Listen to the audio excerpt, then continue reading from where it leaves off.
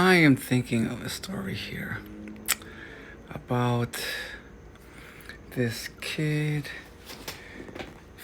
2, 3, let's say 4, and he's preternaturally smart, maybe 6, 8. He realized that his father's a con man.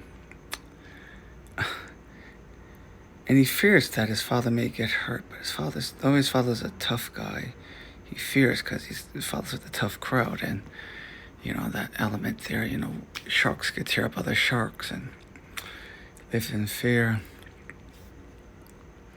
But he knew that his father could have been like a great lawyer or something, a science, something preternaturally phenomenal, and the father knew that the son knew, so he cherished that. But the father had his own demons, treated the way he was abused or neglected, or the outdated modes of parochial school, how the priest treated him. He just couldn't help but. And there might have been some organic damage because he could have almost drowned in a lake as a teenager, so he had probably some minimal brain damage, but a lot of unresolved trauma that comes up in this rageful explosion that hijacks the whole limbic system, and this dinosaur takes over in dissociation and cloaked in a Catholic parochial self-righteousness. But the son, as he grew up, he didn't want to be a con man, and he realized the father took pride because he was quite well at it like that. At the same point there, it had these highs and lows and all this travesty and drama and trauma that was just off the chart. He wanted to be something of substance.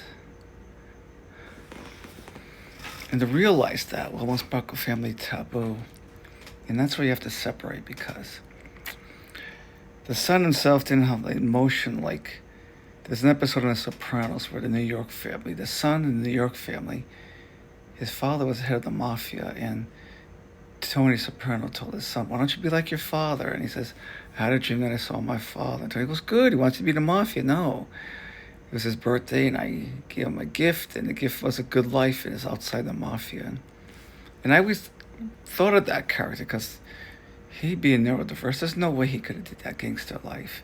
He's more sensitive and nuanced. He's been a great school teacher, therapist, and in my culture, the tragedy is the father in that story would never get the child, and but our real father, real loyalty has to be to life beyond that. That's the whole thing with the incense, like the loyalty to that dysfunction. Like if your father was this extreme, a Nazi or KKK, you have to break and update it.